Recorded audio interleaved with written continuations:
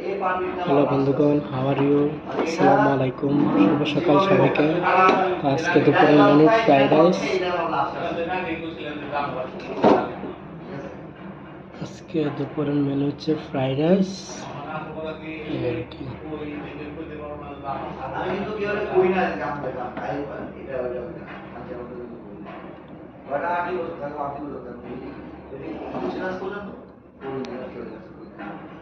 কারণ বলা যায় না কখন কাজে এই যে আমার মন পুরো ঘুরে গেছে।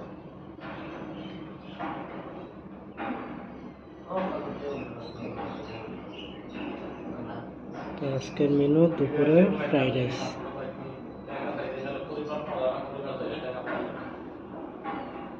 আসলে ভাই শুট নাই